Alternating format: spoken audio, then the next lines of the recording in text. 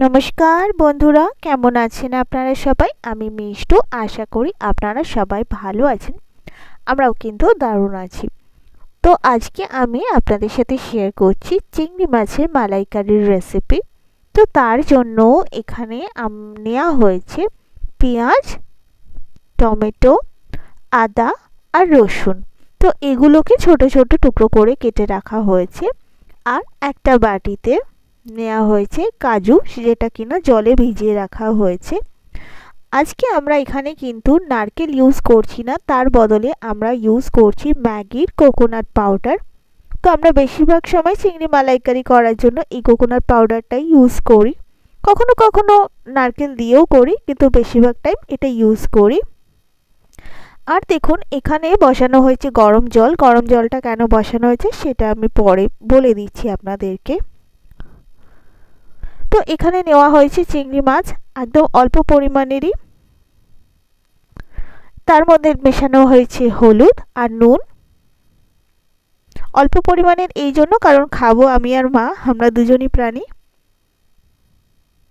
তো এটাকে নুন হলুদ মাখিয়ে রেখে দেওয়া হয়েছে। এবারে দেখুন, এই যে গরম জল করেছিলাম সেটাকে 1 কাপ মাপ করে নিচ্ছি। এই যে কোকোনাট পাউডারটা নেওয়া হয়েছে, এটার 3 চামচ আমরা এই 1 কাপ জলে মেশাবো। এটাই প্রসেস। তাই আমি প্রসেসটাও দেখিয়ে দিলাম আপনাদেরকে। যদি কেউ গাঢ় করতে চায় এটা, তাহলে 3 চামচ 1 কাপ জলে দিতে হবে, গরম জলে। আর যদি কেউ পাতলা চায় গ্রেভিটা, তাহলে 1 কাপ গরম জলে 1 চামচ দিলেই হবে। এবারে দেখুন, নিয়ে নেওয়া হয়েছে আদা, রসুন, পেঁয়াজ, টমেটো, কাজু, যেগুলো কিনা আগেই আমি আপনাদেরকে দেখিয়েছি কেটে রাখা ছিল। এগুলোকে এবারে কিন্তু পেস্ট বানিয়ে নিতে হবে একটা। তো দেখুন, একটা ঘন পেস্ট রেডি কিন্তু হয়ে গেছে আমাদের। এবারে গ্যাসে বসিয়ে দেওয়া হয়েছে ননস্টিকের কড়াই। ননস্টিকের কড়াইয়ের মধ্যে মা প্রথমে দিয়ে দিলেন সর্ষের তেল। সর্ষের তেলটা একটু গরম হয়ে যাওয়ার পর এতে মা চিংড়ি মাছগুলো ঢেলে দিচ্ছেন এবং এটাকে কিন্তু হালকা করে ফ্রাই করে নেওয়া হচ্ছে। দেখুন, 2 পিঠ উল্টে ভালো করে ফ্রাই করে নেওয়া হচ্ছে। একটা দিক হয়ে গেলে ফ্রাই, আরেকটা দিক করে নিতে হবে।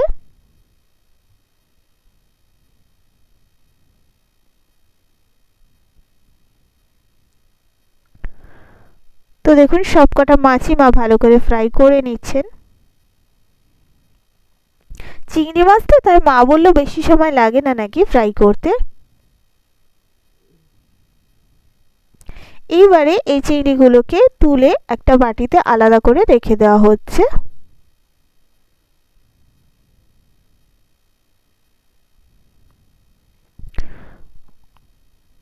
সবকটা মাছ তুলে আলাদা করে রেখে দিতে হবে একটা বাটিতে। এবারে এই কড়াইতে মা কিছু মশলাপাতি দিচ্ছেন।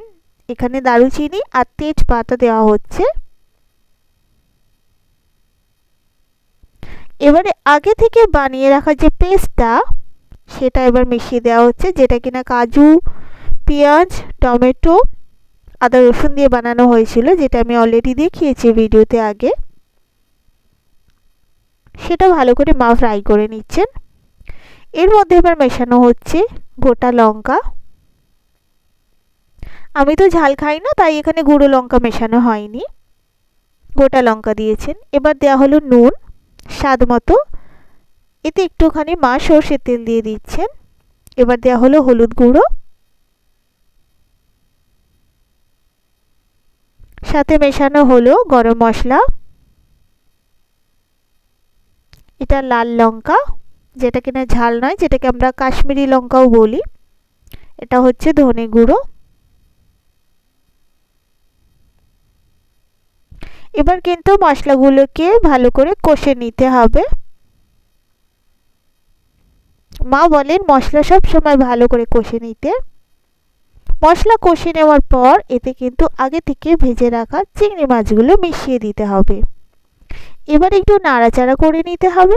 আর তারপরে যে আমরা নারকেলের পাউডার দিয়ে দুধটা বানিয়েছিলাম সেটা মিশিয়ে দিতে হবে।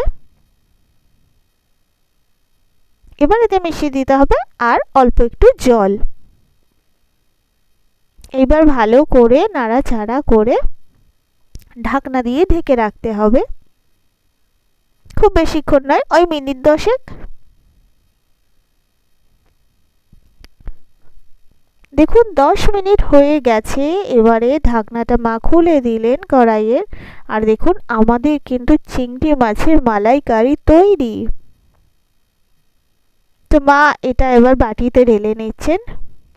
এটা খেতে খুবই সুস্বাদু হয়েছিল এবং খুব কম সময়ের মধ্যে এটা তৈরি হয়ে যায়। তো আপনারাও চাইলে কিন্তু বাড়িতে ট্রাই করে দেখতে পারেন। আপনারা যদি অন্য কোনো খাওয়ার রেসিপি দেখতে চান তাহলে আমাকে কমেন্টে জানাতে পারেন। আমি চেষ্টা করব সেই টপিকের উপর ভিডিও বানানোর।